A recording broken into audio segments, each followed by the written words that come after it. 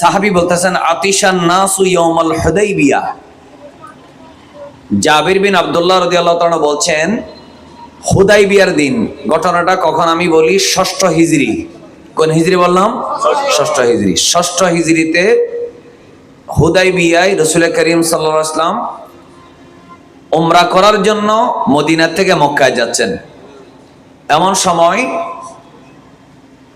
মাঝখানে হুদাইবিয়া নামক অঞ্চলে মদিনা থেকে মক্কা যাওয়ার সময় সাহাবীরা এবং রাসূল করিম সাল্লাল্লাহু আলাইহি ওয়াসাল্লাম অবস্থান করছেন। তো অনেক সাহাবী থাকার কারণে খাবারের পানি এবং পান করার পানি, খাবার এগুলা প্রায় শেষ হয়ে গেল। সবাই খেয়াল করবেন। তো আতিশান নাস ইয়াউমাল হুদাইবিয়া, হুদাইবিয়ার দিন মানুষ পিপাসার্ত হয়ে গেল। আরবের মধ্যে গরম কম না বেশি? কথা বলো না কেন, কম না বেশি?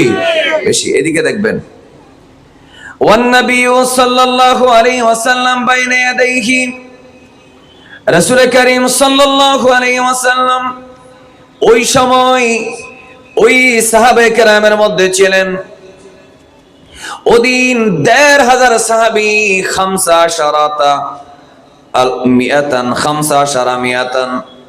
১৫০০ সাহাবী সেদিন ছিলেন। ১৫০০ সাহাবী সেদিন ছিলেন। রাসূল করিম সাল্লাল্লাহু আলাইহি ওয়াসাল্লামের সাহাবায়ে কেরাম তৃষ্ণার্ত হয়ে গেলেন। এমন সময় আমার নবীর সামনে বাইনা ইয়াদাইহি রিকওয়াতুন, মাত্র ছোট্ট একটা পাত্র, হয়তো সামরার অথবা পাথরের তৈরি একটা পাত্র। ফাতাওয়াদ্দা ফাজাইশান নাসু নাহওয়াহু, এমন সময় রাসূল করিম সাল্লাল্লাহু আলাইহি ওয়াসাল্লাম ওই পাত্রের পানি দিয়া ওযু মোবারক করলেন। ওযু মোবারক করার পরে ১৫০০ সাহাবায়ে কেরাম সবাই আমার নবীর কাছে এলো। নবী করিম সাল্লাল্লাহু আলাইহি ওয়াসাল্লামের কাছে আরজি জানাইলো এবং আবেদন জানাইলো। তারা বলল, আমার নবী জিজ্ঞেস করলেন, ফাকালা মা লাকুম, তোমাদের কি হলো, সবাই কেন এখানে ভিড় করলাম? ক্বালু লাইসা ইনদানা মাউন নাতাওয়াদ্দাউ, ইয়া রাসূলুল্লাহ, আপনি তো ওযু মোবারক করলেন, ওযু করার জন্য আমাদের কাছে পানি নাই, পান করার জন্য ইয়া রাসূলুল্লাহ আমাদের পানি নাই। নাতাওয়াদ্দাউ ওয়ালা নাশরাবু, আমরা যে পানি দিয়ে ওযু করব আর যে পানি পান করব, পান করার এবং ওযু করার কোনো পানি নেই ইয়া রাসূলুল্লাহ, এখন আমরা কি করব? ইল্লা মা বাইনা ইয়াদাইকা ফাওয়াদা ইয়াদাহু ফির রিকওয়া। এমন সময় আমার নবী সাল্লাল্লাহু আলাইহি ওয়াসাল্লাম যে সামনে পাত্র ছিল, সামান্য পানি যতটুকু অবশিষ্ট ছিল, আমার নবীজি তার নূরানি হাত মোবারক ওই পাত্রের মধ্যে ঢুকায় দেওয়ার সঙ্গে সঙ্গে ফাজআলাল মাউ ইয়াসুরু বাইনা আসাবিহি, আমার নবীর আঙ্গুল মোবারক থেকে এমন ভাবে পানির নহর জারি হয়ে গেল। আল্লাহর নবীর ১৫০০ সাহাবী ওযু করলেন এবং তৃপ্তি সহকারে পানিও পান করলেন।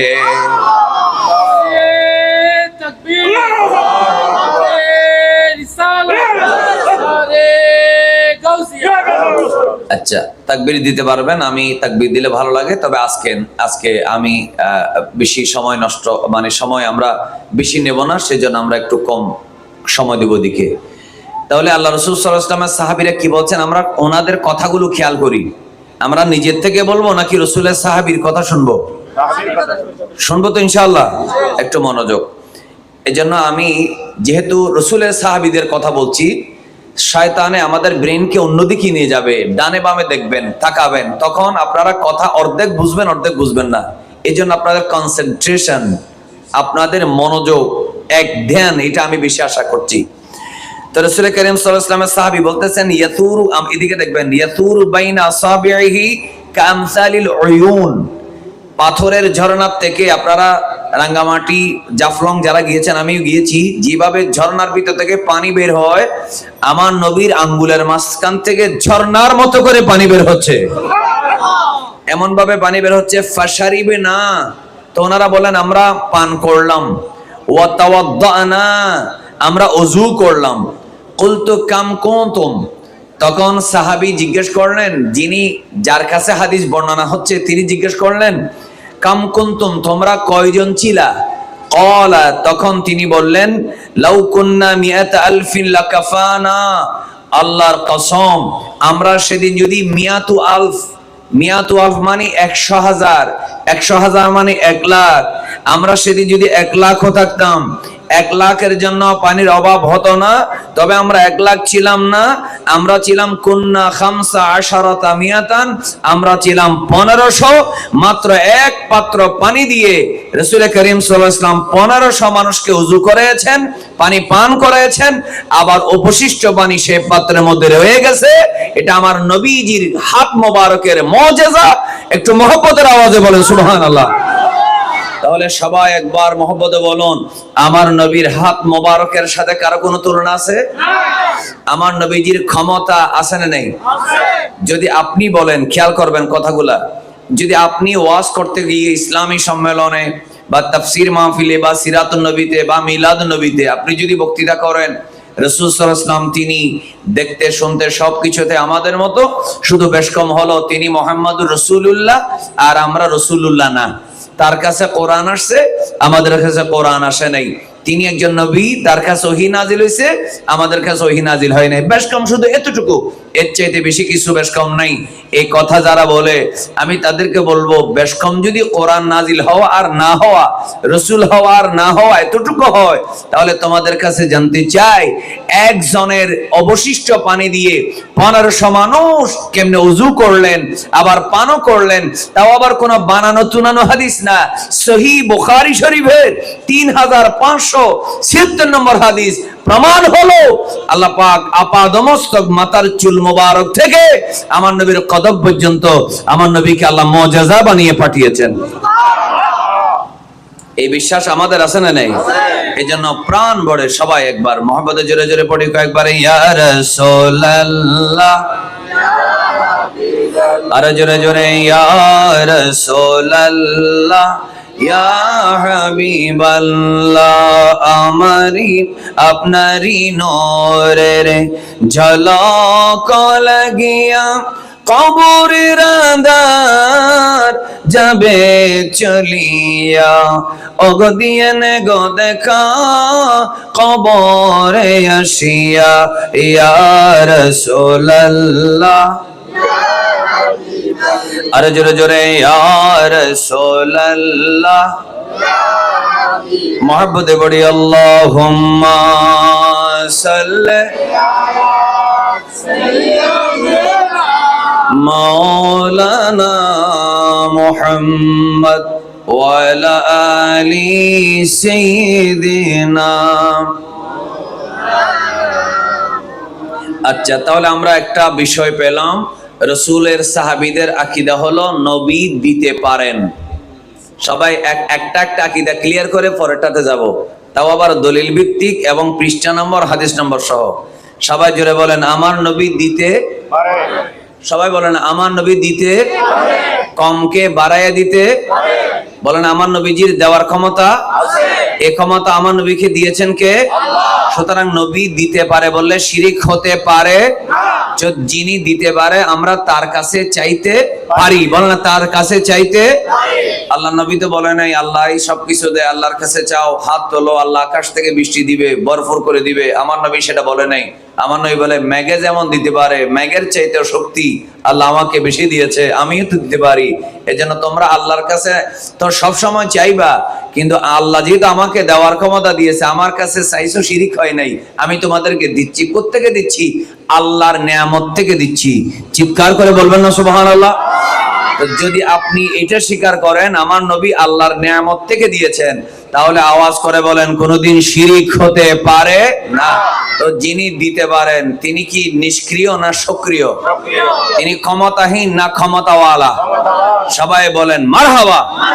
আচ্ছা, এক হাদিস পেলাম। এবার আসেন, রাসূল করিম সাল্লাল্লাহু আলাইহি ওয়াসাল্লাম একজনের কাছ থেকে একটা ঘোড়া কিনেছেন। লোকটা ছিল আরবি, অন্য ধর্মের লোক, অথবা ইহুদি ছিলেন। তার নামটা বলি, রেকর্ড হোক। সিওয়া ইবনে আল হারিস। নাম কি বললাম? সিওয়া ইবনে আল হারিস অথবা সাওয়া ইবনে আল হারিস। সিনের নিচে জের অথবা জবর। এই সিওয়া অথবা সাওয়া ইবনে আল হারিস লোকটা নবী করিম সাল্লাল্লাহু আলাইহি ওয়াসাল্লামের কাছে একটা ঘোড়া বেচলো। এটার আমি কিতাবের নামটা বলি আল মুআজামুল কবির। লেখকের নাম ইমাম তাবরানী। সবাই খেয়াল করবেন, বলেন না ইমাম তাবরানী। এই হাদিসটা 3642 নম্বর হাদিস। ইমাম তাবরানী আল মুজামুল কবিরের মধ্যে 3642 নম্বর হাদিসে বর্ণনা করছেন। যিনি বর্ণনা করছেন ওই সাহাবীর নাম হচ্ছে হযরতে খুযাইমা ইবনে সাবিত রাদিয়াল্লাহু তাআলা আনহু। একটু সবাই জোরে বলেন মারহাবা। কারণ আমাদের আকীদা হচ্ছে সাহাবীদের আকীদা। কাদের আকীদা? আমরা এই জন্য সাহাবীর নামটা মেনশন করব, এমনি ঘটনা বলবো না, ইনশাআল্লাহ বলেন। তো খুযাইমা ইবনে সাবিত বর্ণনা করছেন, আমার নবীজি এক বিধর্মীর কাছ থেকে, আরবির কাছ থেকে একটা ঘোড়া কিনেছেন। তো ঘোড়া কেনার পরে রাসূল কারীম সাল্লাল্লাহু আলাইহি ওয়াসাল্লাম তাকে টাকা দিয়েছেন, কিন্তু পরের দিন বা কয়েকদিন পরে এসে সে বলতেছে আপনি আমাকে টাকা দেন নাই। ফাজাহাদাহু, সে অস্বীকার করলো। আচ্ছা সবাই আপনারা যারা বসেছেন বলুন, আমার নবী কাউকে যদি টাকা দিয়ে ঘোড়া কিনেন, অথবা আমার নবী যদি কাউকে টাকা না দেন, তিনি কি কোনোদিন দিয়েছি এটা বলবেন? নবী কারীম সাল্লাল্লাহু আলাইহি ওয়াসাল্লাম কখনো কারো সাথে প্রতারণা করতে পারে না। আমার নবী মিথ্যা কথা বলতেই পারে না। কারণ রাসূল কারীম সাল্লাল্লাহু আলাইহি ওয়াসাল্লাম নবুয়তের প্রকাশ, নিজেকে প্রকাশ করার আগে, তিনি তো আদমের সৃষ্টির আগে থেকে নবী, কিন্তু প্রকাশ করার আগে 40 বছর আল্লাহ নবী একবারের জন্য তিনি কোনোদিন মিথ্যা বলেন নাই। বলে আমার নবীকে কাফেররা পর্যন্ত as-সাদিক আল-আমিন, বিশ্বস্ত বলে সম্বোধন করেছে, লাকাব দিয়েছে, উপাধি দিয়েছে। আরেকবার বলেন মারহাবা। যে নবীকে কাফেররা আল-আমিন বলে, সবাই বলুন তো দেখি, সেই নবী কি কোনোদিন মিথ্যা কথা বলতে পারে? রাসূল কারীম সাল্লাল্লাহু আলাইহি ওয়াসাল্লাম বলেন, আমি তোমাকে টাকা মূল্য পরিশোধ করে ঘোড়াটা কিনেছি। সে বলল আপনি আমাকে ঘোড়ার মূল্য পরিশোধ করেন নাই। এমন সময় রাসূল কারীম সাল্লাল্লাহু আলাইহি ওয়াসাল্লামকে সে আরবি বলল, আপনি যদি আমাকে টাকা দিয়ে থাকেন তাহলে কার সামনে দিয়েছেন? আপনার কোন সাহাবী থাকলে তাকে সাক্ষী উপস্থিত করেন, কারণ সাক্ষী না হলে বিচারের মধ্যে ওই ব্যক্তির পক্ষে কোনো কথা ঠিক না। এমন সময় আমার নবী বললেন, ওই সময় আমি যখন তোমাকে টাকা দিয়েছিলাম, তোমার কাছ থেকে যখন ঘোড়া কিনে নিয়েছিলাম, ওই সময় তো আমার সামনে কোনো সাহাবী ছিল না। আমি যেমন মিথ্যা কথা বলি না, আমার সাহাবায়ে কেরামও না দেখে, সাক্ষী না থাকলে দেখেছি বলে কোনোদিন মিথ্যা সাক্ষী দিতে পারে না। আমার সাহাবীরাও কোনোদিন মিথ্যা কথা বলে না।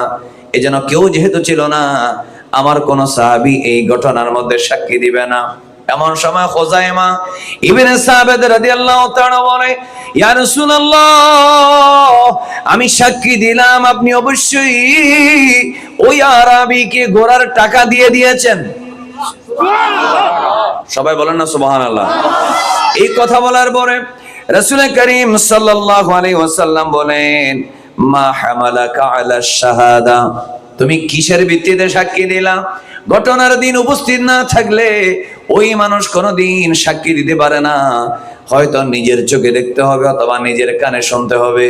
ওই ঘটনায় তুমি ছিলে না, না থাকার পরেও কেমনে তুমি সাক্ষী দিলা? ওয়ালাম তাকুন মাহু হাদিরা, ওই সময় ঘটনায় তুমি উপস্থিত ছিলে না। তখন ওই ব্যক্তি খুযাইমা ইবনে সাবিত তিনি চোখের পানি ছেড়ে বলে, ক্বালা সাদাকতু কালিমা জিতা বিহি ইয়া রাসূলুল্লাহ, আপনি যে খবরগুলো আমাকে এতদিন দিয়েছিলেন, আপনার প্রত্যেকটা কথা বিশ্বাস করলাম। আমি আটখানা বেহেশত দেখি নাই, আপনি বলেছেন বিশ্বাস করেছি। দোজখও দেখি নাই, আপনি বলেছেন বিশ্বাস করেছি। আমি কাউসার দেখি নাই, পলসিরাত দেখি নাই, আপনার বলেছেন বিশ্বাস করেছি। আমি জিবরাইল মিকাইল চিনি না, আমি আসমানের উপরে কি আছে জানি না, আরশ কুরসি লৌহ কলম, এমন কি কোরআন এটা আল্লাহর কিতাব কিনা এটা যাচাই বাছাই করার মতো আমার শক্তি নেই। এমনকি মহান আল্লাহ, লা ইলাহা ইল্লাল্লাহ, আল্লাহ ছাড়া কোনো ইলাহা নাই, এই কথাও আমি আপনার কথার উপরে ভিত্তি করে আমি ঈমান এনেছি। ইয়া রাসূলুল্লাহ, আকাশের উপরে জমিনের নিচে, মরণের আগে মরণের পরে আখিরাতে যা কিছু হবে সব কিছু আমি আপনার নূরানি জবানে শুনে শুনে আমি বিশ্বাস করেছি ইয়া রাসূলুল্লাহ। এজন্য ঘটনায় না থাকার পরেও আপনি যখন তাকে একবার বলেছেন আমি দিলাম, এই কথার উপর ভিত্তি করে আমি আল্লাহর কসম করে সাক্ষী দিচ্ছি আপনি অবশ্যই তাকে ঘোড়ার মূল্য পরিশোধ করেছে। সবাই জোরে বলেন মারহাবা। ঈমান ঠিক আছে না নেই? কি নরম না শক্ত? সবাই সাহাবীর জন্য একবার জোরে বলে দেন মারহাবা। আচ্ছা, আমার কথা খেয়াল করবেন, সময় যাতে আমাদের বেশি না লাগে। তো রাসূল কারীম সাল্লাল্লাহু আলাইহি ওয়াসাল্লামকে উনি বলতেছেন আলিমতু আন্নাকা লা তাকুলু ইল্লা হাক্কা, আর আমি এটাও জানি আপনি কোনোদিন মিথ্যা বলবেন না, আপনি সত্যই বলবেন। আপনি কখনো কি বলবেন না? মিথ্যা। আপনি কি বলবেন? সত্যই বলবেন। সেজন্য আমি না দেখে সাক্ষী দিয়েছি। বলেন, আমি না দেখে সাক্ষী দিয়েছি। তো আল্লাহ রাসূল সাল্লাল্লাহু আলাইহি ওয়াসাল্লাম কি বললেন জানেন? আল্লাহ রাসূলের কতটুকু ক্ষমতা।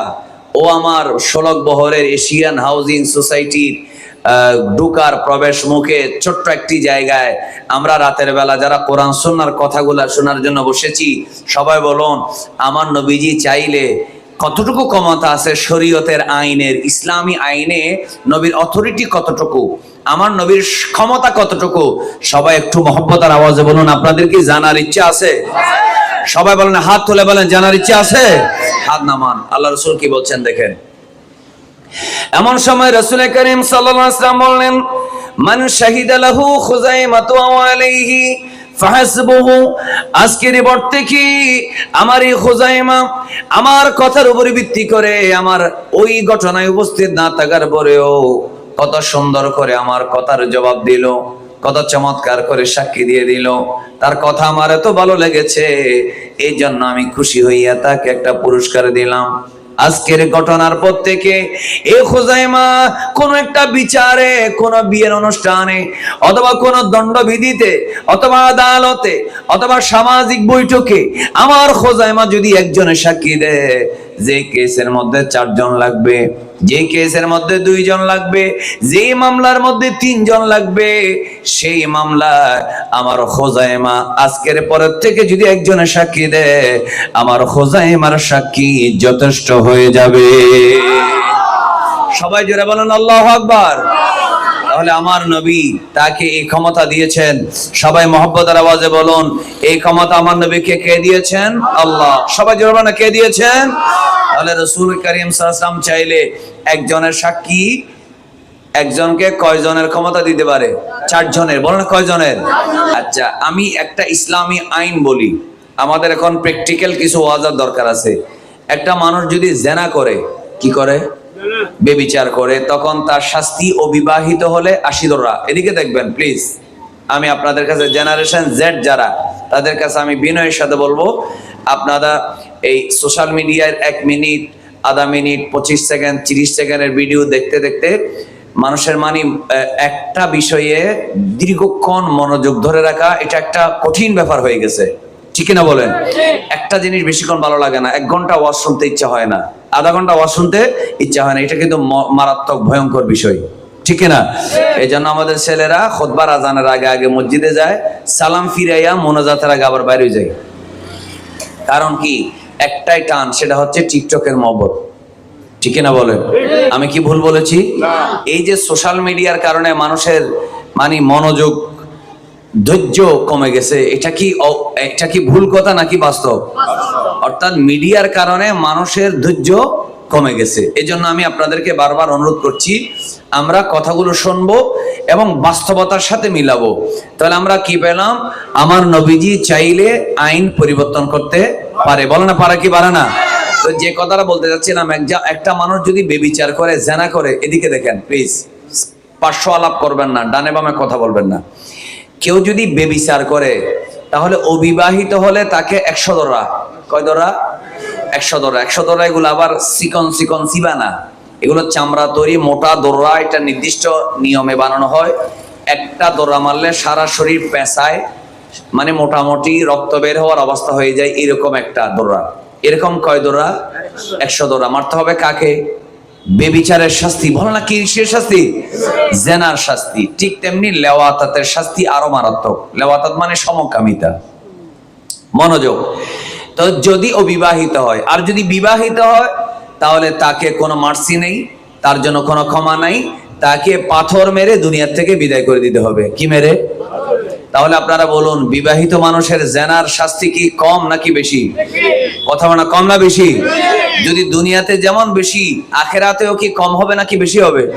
তাহলে এটা মাথায় রাখতে হবে। যারা পরকিয়া করেন, যারা বিবাহের পরে অন্য নারীর দিকে তাকান, যারা বিবাহের পরেও স্বামী ছাড়া পরপুরুষের দিকে আকর্ষণ বোধ করেন, তাদের সাবধান হওয়ার দরকার আছে না নাই? আপনাকে বুঝতে হবে, যেখানে অবিবাহিত পুরুষকে 100 দররা মেরে মরলে মরবে, বাঁচলে বাঁচবে, ছেড়ে দিবে, কিন্তু বিবাহিত মানুষকে ছেড়ে দেওয়ার কোনো কাজ নাই। যতক্ষণ মারা যাবে না ততক্ষণ পাথর মারতে হবে বিবাহিত নারী পুরুষকে, যদি বেবিচারে লিপ্ত হয়। তবে শর্ত হলো, সাক্ষী কয়জন? আমার দিকে দেখে না, কয়জন? আপনি চাইলেই কি করতে পারবেন না, তাকে শাস্তি দিতে পারবেন না। সবাই বলেন আরেকবার, কয়জন? 4 জন। এই 4 জন সাক্ষী দিতে হয়। কিন্তু খুজাইমা রাদিয়াল্লাহু তাআলা আনহুকে আমার নবী এমন একটা অধিকার দিয়ে দিলেন, খুজাইমা তুমি যদি কোনো বিচারে সাক্ষী দাও আজকের পরে, সেখানে 3 জন 4 জন লাগবে না, আমার খুজাইমার কারণে সেই বিচারটা, দণ্ডবিধি কার্যকর করা ইসলামী আদালতে বৈধ হয়ে যাবে। সবাই বলেন না সুবহানাল্লাহ। এই ক্ষমতা আমার নবীকে কে দিয়েছেন? সবাই একবার মহব্বতে বলেন, কে দিয়েছেন? আল্লাহ আমার নবীকে দিয়েছেন ক্ষমতা, আর সেই ক্ষমতার আমার নবী হযরতে খুজাইমা রাদিয়াল্লাহু তাআলার কাছে প্রয়োগ করেছেন। একটু জোরে জোরে বলেন মারহাবা। তাহলে আমরা দ্বিতীয় কি শিখলাম বলেন? আমার নবী ইসলামী আইন প্রণেতা। বলেন না, আমার নবী ইসলামী আইন প্রণেতা। সবাই বলেন, আমার নবী ইসলামী আইন প্রণেতা। শুধু কার্যকর করেন নাকি আইন বানায়? সবাই বলেন না, আমার নবীর আইন বানানোর ক্ষমতা আছে? আচ্ছা, তাহলে আমরা 2টা পেলাম, রাসূলের সাহাবীর আকীদা। 3 নম্বর ইলমে গায়েব। আচ্ছা বলেন তো, আমার নবী ভবিষ্যতে কি হবে না হবে সেটা জানেন? সবাই বলেন না কেন, জানেন? এই জানার ক্ষমতা আমার নবী সাল্লাল্লাহু আলাইহি ওয়াসাল্লামকে কে দিয়েছেন? আল্লাহ দিয়েছেন। আমরা এরপরে ইলমে গায়েবের বিষয়টা দেখব। এটি সুনানে তিরমিজি 2210 নম্বর হাদিস। এই সময়ের যারা যুবক, এই যুবকদের জন্য এই হাদিসটা বেশি দরকার। সুনানে তিরমিজি, এদিকে দেখবেন প্লিজ, 2210 নম্বর হাদিস। যিনি হাদিসটা বর্ণনা করেছেন তার নাম হযরতে মাওলা আলী শেরে খোদা রাদিয়াল্লাহু তাআলা আনহু। সবাই জোরে জোরে বলেন মারহাবা। আমার বাইরে মনোযোগ। আলী রাদিয়াল্লাহু তাআলা আনহু বলেন, রাসূল করিম সাল্লাল্লাহু আলাইহি ওয়াসাল্লাম বলেন, ইদা ফাআলাত উম্মতি 15 খাসলাম, আমার উম্মত যদি 15টা স্বভাব, 15টা অভ্যাস, 15টা কাজ যদি আমার উম্মতের মধ্যে যদি পাওয়া যায়, হাল্লা বিহাল বালা, 15টা কাজ আমার উম্মতের মধ্যে যদি পাওয়া যায়, অভ্যাস যদি পাওয়া যায়, খাসলত যদি পাওয়া যায়, ওই পরিবারের উপরে, ওই সমাজের উপরে, আমার উম্মতের উপরে আল্লাহ তাআলার পক্ষ থেকে বলা মুসিবত নাজিল হয়। একটু জোরে জোরে বলি নাউজুবিল্লাহ। আরো জোরে বলেন। আপনারা যারা এশিয়ান হাউজিং সোসাইটির সামনে রাস্তার পাশে বসেছেন, আপনারা কি এখন ফুটপাতের বাসিন্দা নাকি নবীর বাগানের বসেছেন?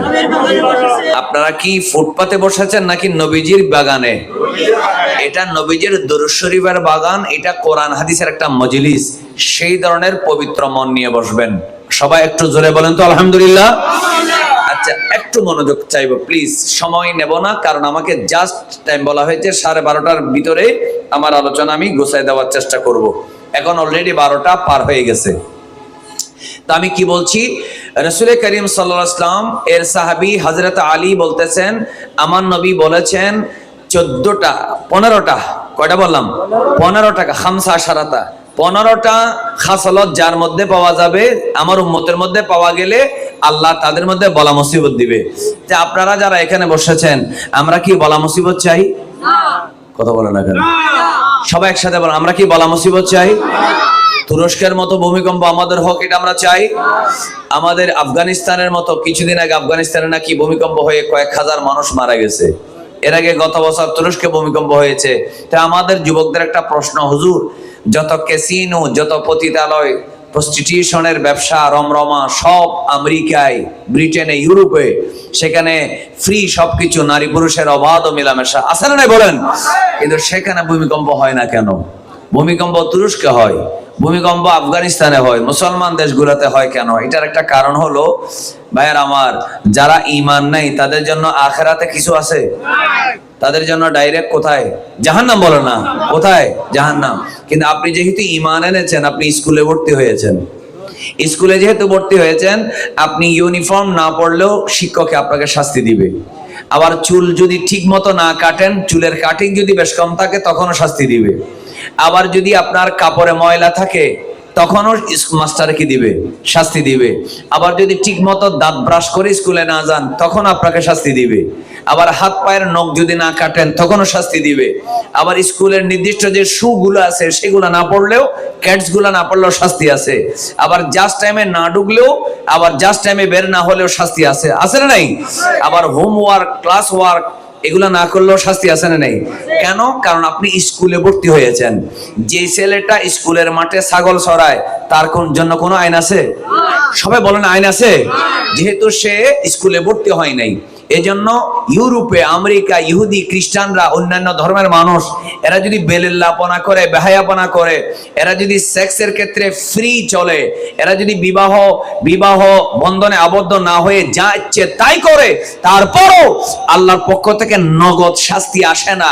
কিন্তু মুসলমানদের উপরে আল্লাহর মাইর আসে, শাস্তি আসে, গজব আসে। কেন? কারণ আপনি স্কুলে ভর্তি হয়েছেন। আপনি যদি স্কুলে ভর্তি না হতেন, আপনি স্কুলের মাঠে ছাগল চড়াতে পারতেন, সময় সুযোগ পেলে পকেট থেকে বের করে বিড়ি সিগারেটও টানতে পারতেন। আপনার পোশাক নিয়ে কেউ কথা বলতো না। আপনাকে জাস্ট টাইমে ঢুকতে হবে, বের হতে হবে, এমন কোন আইন ছিল না। কিন্তু যখনই আপনি স্কুলের ক্লাসে ভর্তি হয়েছেন, আপনার জন্য হাজারো আইন। আল্লাহ বলে, তুমি যদি ঈমান এনেছো, মুসলমান হয়েছো, তোমার জন্য আমি অনেক আইন দিয়েছি। যেহেতু মরার পরে তোমার জন্য বেহেশত রেখেছি, এজন্য এখানে অনেক তোমাকে নিয়ম কানুন সহ্য করতে হবে, মানতে হবে। যদি না মানো তোমার জন্য শাস্তি আছে। এজন্য বলুন, মুসলমানদের জন্য দুনিয়াতে বড় বড় বিপদ আছে না নেই? কথা বলেন, আছে না নেই? এজন্য আপনি যদি মনে করেন ইউরোপ আমেরিকায় গজব হয় না, ভূমিকম্প হয় না, মুসলমানদের উপরে তুরস্কে কেন হয়, আফগানিস্তানে কেন হয়, আমরা মনে হয় ভুল পথে আছি, এটা বাবার কোনো কারণ নাই। কারণ আপনাকে আল্লাহ শাস্তি দিয়ে এই কথা জানিয়ে দিচ্ছে, খবরদার সীমার বাইরে যাইস না, ফিরিয়ে আয়, নামাজ পড়, ফজরের নামাজে দাঁড়ায় যাও, হাইয়া আলাস সালাহ বলার সাথে সাথে মসজিদে ঢুকো, আমি আল্লাহকে সিজদা করো।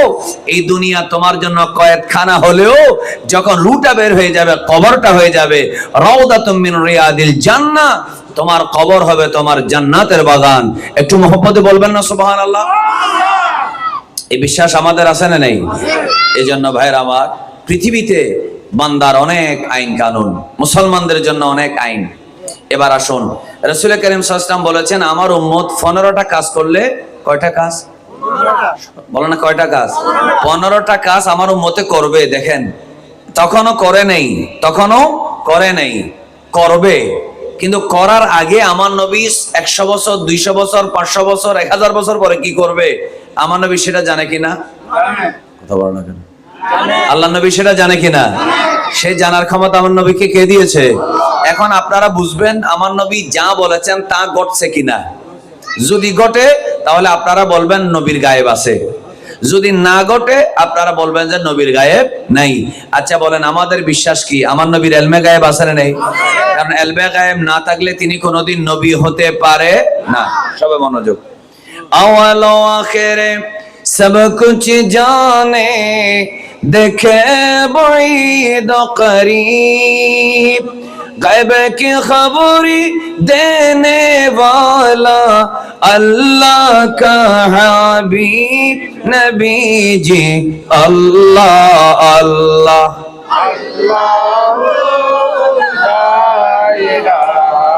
इल्लाह अल्लाह अल्लाह।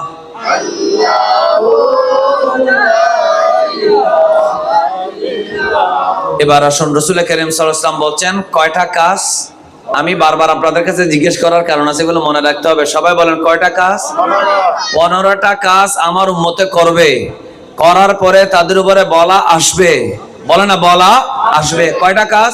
15টা। নাম্বার 1, 1 নাম্বার, ইদা কানাল মাগানামু দুয়ালান, রাষ্ট্রীয় সম্পদ যখন বেহাত হয়ে যাবে। আছে না নেই? এটা ব্যাখ্যা করলে তো ঝামেলা আছে। আগে যারা ছিল তারাও রাগ করবে, এখন যারা আছে তারাও রাগ করবে, ভবিষ্যতে যাদের আসার সম্ভাবনা আছে তারাও রাগ করবে। আমি 3 দলের রোষানলের শিকার হয়ে যাব। কিন্তু শিকার হলেও আপনারা বলুন, রাষ্ট্র ক্ষমতায় যারাই যায়, সে রাজনৈতিক ব্যক্তি হোক বা অরাজনৈতিক ব্যক্তি হোক, ওই ক্ষমতায় গেলে যে চুরি করে, এতে কি কোনো সন্দেহ আছে? বলতেছে না ভাই, মামলা হইলে আমার বিরুদ্ধে হবে, আপনারা ভয় পাচ্ছেন কেন? একটু সবাই জোরে বলো না, ওই ক্ষমতায় যারা যায় তারাই যে চুরি করে, কোনো সন্দেহ আছে? চিল্লায় বলেন না। রাজনীতিবিদরা অন্তত ভয় পেয়ে যাক, আপনাদের এই ধমকের কারণে অনেক রাজনীতিবিদ সিধা হয়ে যাবে। বলেন, ক্ষমতায় গেলে যে চুরি করে, এতে কি কারো কোনো সন্দেহ আছে? আমাদের দেশে যুগ যুগ ধরে এই কাজ চলতেছে কিনা? কথা বলে না, চলতেছে কিনা? শোনেন এবার, আল্লাহ রাসূল বললেন, এমন একটা সময় আসবে, ইদা কানাল মাগানামু দুয়ালান, রাষ্ট্রের কোষাগার ব্যক্তিগত আলমিরার মতো হয়ে যাবে। নাউজুবিল্লাহ বলেন না কেন? এক। দ্বিতীয় নম্বর, ওয়াল আমানাতু মাগানামা, মানুষ আমানত খেয়ানত করবে। ক্ষমতাধর মানুষ, একজন এমপি, একজন মন্ত্রী, একজন ক্ষমতাধর, যে কোনো মানুষের কাজ হচ্ছে মানুষের নিরাপত্তা দেওয়া, ঠিক কিনা বলেন? অথচ তারাই মানুষের নিরাপত্তা ভঙ্গ করার কারণ হবে। কয়টা হইলো? কথা বলে না, কয়টা হইলো? এরপরে 3 নাম্বার, ওয়াজ যাকাতু মাগরামান। 3 নাম্বার হলো, যাকাতকে যখন জরিমানা মনে করা হবে। আমি টাকা পয়সা খরচ করে ব্যবসা করলাম, আমি মাথার ঘাম পায়ে ফেলে এক্সপোর্ট করলাম, ইম্পোর্ট করলাম, ব্যবসা বাণিজ্য করলাম, এত টাকা কামানোর পরে আমাকে কেন 40 ভাগের 1 ভাগ যাকাত দিতে হবে? 40 কোটি জমা থাকলে 1 কোটি যাকাত, 40 লাখ জমা থাকলে 1 লাখ যাকাত দিয়ে দিতে হবে। এটা কেন দিবে? এটা একটা লস। ওয়াজ যাকাতু মাগরামান, যাকাতকে যখন মানুষের জরিমানা মনে করবে, যাকাতকে যখন মানুষের নোকসান মনে করবে, আওয়াজ করে সবাই বলুন, মুসলমান সমাজের ধনীরা কি হিসাব করে যাকাত দেয়? বলে না কেন? আচ্ছা, আপনারা যারা বসছেন, আমার কোন কথাবার্তা কি আপনারা মনে কষ্ট পাইছেন? বলে আমি জিজ্ঞেস করলে জোরে জোরে জবাব দিবেন। বলেন, মুসলমান ধনীরা কি হিসাব করে যাকাত দেয়? বলে না, যাকাত দেয়? যদি মুসলমান ধনীরা যদি হিসাব করে যদি যাকাত সারা পৃথিবীর মধ্যে দিত, তাহলে গরিবের সংখ্যা কমে যেত, ঠিক কিনা বলেন? কিন্তু এই জন্য ভাইরা আমার, একজন মানুষের যাকাত এসেছে 1 কোটি, তিনি 10 লাখ টাকা দিয়ে 200 টাকা দামের এমন শাড়ি কিনলেন, যে শাড়ি পরে 1 দিন 2 দিন 3 দিনের দিন ছিঁড়ে যায়, লুঙ্গি পরে রাস্তায় হাঁটা যায় না, এদিক থেকে ওই দিক সবকিছু দেখা যায়, ঠিক কিনা বলেন? দাম কয় টাকা? 200 টাকা। যাকাত আসছে 1 কোটি টাকার, 10 লাখ টাকা দিয়ে 200 টাকা 300 টাকা দামের শাড়ি লুঙ্গি কিনে লাইন ধরে বিতরণ করে। আবার সেই 200-300 টাকা শাড়ি লুঙ্গি নেওয়ার জন্য মানুষ একজনের পায়ের নিচে আরেকজনের পরে মারা যায় কি যায় না? এগুলা কোনোদিন যাকাত দেওয়ার জোরে বলেন নিয়ম হতে পারে? রাসূল করিম সাল্লাল্লাহু আলাইহি ওয়াসাল্লাম বলেন, আমার ভাইরা শুনুন, মুসলমান সমাজের শান্তি কেন নেই? মুসলমান সমাজের মধ্যে, মুসলমান দেশের মধ্যে কেন স্থিতিশীলতা নেই? মুসলমান সমাজে কেন উন্নয়ন নাই, উন্নতি নেই? এটার কারণ হলো সুখ শান্তি না থাকার 1 নম্বর হলো রাষ্ট্রীয় কোষাগারের মধ্যে চোর ডাকাত আসা, 2 নম্বর আমানত খেয়ানত করা, 3 নম্বর যাকাতকে জরিমানা মনে করা, 4 নম্বর ওয়াতা'আর রাজুলু যাওজাতাহু, একজন মানুষ তার স্ত্রী, স্বামী তার স্ত্রীর আনুগত্য করবে, ওয়া আক্কা উম্মাহু, আর তার মা জননীর অবাধ্য হয়ে যাবে। একটু জোরে জোরে বলি নাউজুবিল্লাহ। এই যে বদরাটের কাছাকাছি শহরের মধ্যে আপনারা যারা বসছেন, একবার চিৎকার করে বলুন, বউয়ের কথায় মাকে ধমকায় এমন কাবিল বেটাও আছে না নেই? এগুলা কি কাবিল নাকি দয়ুস? চিল্লায় বলেন, কাবিল না দয়ুস? আচ্ছা, তাহলে আমরা 4 নম্বরে পেলাম কি, যে আল্লাহ রাসূল দেখেন ১৫০০ বছর আগে কি বলে গেছে, এমন একটা সময় আসবে, আতা'আর রাজুলু যাওজাতাহু, বউয়ের কথা হ্যাঁ বলবে, যা বলবে ঠিক, ওয়া আক্কা উম্মাহু, যা মা বলবে তা বেঠিক। মাকে বলবে তুমি কিছু বুঝো না, বুড়ো মানুষ, বসে থাকো। আর বউ যদি বলে ঠিক আছে, অসুবিধা নেই, তোমার বাবার বাড়িতে 10,000 টাকা নিয়ে দামের গিফট নিয়ে বিয়ে খেতে যেতে হবে, অসুবিধা নেই, আমি রেডি। আর মা যদি বলে 500 টাকা দে, বলে টাকা নাই, শুধু বুড়ি মানুষ, টাকা টাকা করো, এরকম ধমক দেয় কিছু বেশি কাবিল মানুষ আছে না নেই? এগুলা এই কাবিলতির কারণে কি ব্যস্ত হওয়া যায় নাকি জাহান্নাম হওয়া যায়? এই জন্য ভাইরা আমার, রাসূল ১৫০০ বছর আগে বলে গেছেন, একবার চিৎকার করে বলেন, এই ধরনের চরিত্রের মানুষ আছে না নেই? যদি থাকে সবাই বলুন, আমার নবী গায়েব জানে। এই জন্য বলেন এখন, আমার নবী গায়েব জানে, ভবিষ্যতে কি হবে এটা বলার মতো ক্ষমতা আমার নবীকে আল্লাহ দিয়েছে। সুতরাং গায়েব জানে না বললে আপনি ঈমান হারা হয়ে যাবেন। তাহলে সাহাবীদের চতুর্থ আরেকটা, এটা কি পেলাম, এটা সিরিয়াল হিসেবে সাহাবীদের আরেকটা আকীদা আমরা পেলাম, সেটা হচ্ছে আমার নবী গায়েব জানেন। বলেন আমার নবী গায়েব জানে। আমরা 15টা বলি না, 15টা বলবো। আচ্ছা, আমি কিছুক্ষণ আগে একটা শব্দ বললাম, বউয়ের কথা শুনে মায়ের কথায় রেগে যায়, এই ধরনের মানুষকে আমি বলেছি দায়ুস। এই দায়ুস শব্দটা হাদিস শরীফে আছে। রাসূল কারীম সাল্লাল্লাহু আলাইহি ওয়াসাল্লাম বলেছেন 3 শ্রেণীর মানুষ বেহেশতে যাবে না। চিল্লায় বলেন কয় শ্রেণীর? 3 শ্রেণীর মানুষ। একেবারে মনোযোগ দিয়ে শুনবেন, এই হাদিসটা সহিহ হাদিস, একেবারে 100% সহিহ। আল্লাহ রাসূল বলেছেন 3 শ্রেণীর মানুষ। 1 নম্বর মুদমিনু খামরিন, যে মাদক সেবী। কি সেবী? মাদক সেবী। সেই মাদক, এটা পাউডার হোক, এটা তরল হোক, এটা ট্যাবলেট হোক, এটা ধোঁয়া হোক, এটা যা হোক, মাদক মানেই হারাম। বলেন না, মাদক মানে কি? হারাম। এটা হাদিস শরীফ আছে, কুল্লু মুসকিনিন হারাম। সামান্যতম নেশা হয়, এই ধরনের যত কিছু আছে সবকিছুকে আল্লাহ কি করেছেন? হারাম করেছেন। তো আল্লাহ রাসূল বলেছেন কয় শ্রেণীর মানুষ বেঁচতে যাবে না? সবাই কথা বলেন, কয় শ্রেণীর? 1 নম্বর হলো মুদমিনু খামরিন, মাদকাসক্ত মানুষ বেঁচতে যাবে না। 2 নম্বর হলো আল আকুলি ওয়ালিদাইহি, যে ছেলেটা মা বাবার অবাধ্য সে জান্নাতে যাবে না, বেহেশতে যাবে না। 3 নম্বর হলো রাসূল কারীম সাল্লাল্লাহু আলাইহি ওয়াসাল্লাম বলেন ওয়াদাইয়ুসু আল্লাযী ইউকিরু খুবসা আহলিহি, ওই দাইয়ুস বেড়া, ওই দাইয়ুস পুরুষ, বেড়া শব্দ বললাম গ্রামের মানুষরা বোঝার জন্য, ওই দাইয়ুস পুরুষ, ওই দাইয়ুস স্বামী, ওই দাইয়ুস বাবা অথবা বড় ভাই, আল্লাযী ইউকিরু খুবসা আহলিহি, যে তার স্ত্রীকে পরপুরুষের সামনে উপস্থাপন করে আনন্দ পায় অথবা সমর্থন দেয়, সাপোর্ট করে। আওয়াজ করে বলুন, এমন পুরুষ আমাদের সমাজে আছে না নাই? কি এখন কি ধীরে ধীরে এই ধরনের দায়ুসের সংখ্যা কমে নাকি বাড়ে? একটা দামি ফোন নেয়, দামি ফোন নেওয়ার পরে স্বামী ফোনটা নেয়, ক্যামেরা অন করে বউ কিছুক্ষণ কমেডি টমেডি করে, কথাবার্তা বলে, জোকস টোস বলে, এরপর আবার বউ মোবাইল টেনে এবার স্বামী কিছু কথা বলে, দুইজনের ভিডিও একসাথে লাগাইয়া দিয়া কাপল ব্লগ বানায়, স্বামী স্ত্রী মিলে একসাথে টাকা ইনকামের জন্য ওই ভিডিওটা ফেসবুকের মধ্যে সোশ্যাল মিডিয়ায় আপলোড করে এবারে টাকা কামায়। আপনারা সবাই চিৎকার করে বলুন, নিজের স্ত্রী বেগানা পুরুষের সামনে চেহারা দেখানো এটা হালাল নাকি হারাম? ওই ইনকাম খাওয়া স্বামীর জন্য কি হালাল নাকি হারাম? আল্লাহ রাসূল বলেছে 3 নম্বরে হলো, 1 নম্বরে মাদক সেবী, 2 নম্বরে হলো মা বাবার অবাধ্য, 3 নম্বরে হলো ওয়াদাইয়ুসুল্লাযী ইউকিরু খুবসা আহলিহি, যেই দাইয়ুস স্বামী তার স্ত্রীকে সাপোর্ট করে সমাজের কাছে অশ্লীলতা বেহায়াপনা প্রচার করার জন্য। আমার ভাইরা, কোন অশ্লীল কন্টেন্ট না বানাইলেও, কোন খারাপ কথা না বললেও, আপনি যত ভদ্র কথা বলেন না কেন, আপনার স্ত্রী পরপুরুষের জন্য চেহারা দেখা কি হালাল নাকি হারাম? জোরে বলেন, হালাল নাকি হারাম? আল্লাহ রাসূল সাল্লাল্লাহু আলাইহি ওয়াসাল্লাম বলেছেন দেখা হারাম। এই জন্য এই 3 শ্রেণীর মানুষ হওয়ার থেকে আল্লাহ আমাদের হেফাজত করুক। এবার সবাই জোরে জোরে বলুন, আমরা বেহেশতে যাইতে চাই কি চাই না? সবাই বলেন না, বেহেশতে যাইতে চাই কি চাই না? তাহলে বোঝা গেল জান্নাতে মাদক সেবী যাবে না, মা বাবার অবাধ্য জান্নাতে যাবে না, বেহেশতে যাবে না। 3 নম্বর হলো যে নিজের স্ত্রীকে, নিজের মেয়েকে, নিজের ছোট বোনকে বেগানা পুরুষের সামনে উপস্থাপন করে যে সাপোর্ট করে, সে জান্নাতে যাবে না, বেহেশতে যাবে না। আল্লাহ এই যুগের টিকটক সমাজে যে ধরনের নিজের স্ত্রীকে, নিজের পরিবারের মহিলা সদস্যদেরকে বেপরদা উপস্থাপন করতে যারা সহায়তা করে, সাপোর্ট করে, আল্লাহ তাদেরকে হুঁশের মধ্যে আসার তৌফিক দেখ। একবার সবাই জোরে জোরে বলেন আমিন। আরো জোরে বলেন আমিন। আমি যে এদেরকে হাদিসের ভাষায় যে দায়ুস বলা হয়, এই শব্দ বলার কারণে আপনারা কেউ রাগ করেছেন? কে কে রাগ করেছেন? 2 হাত তুলেন। 2-1 তুলছে। তোর তো বউ নাই, তোর তো ছোট বোন, তুই কি লাভ তুলিস যে?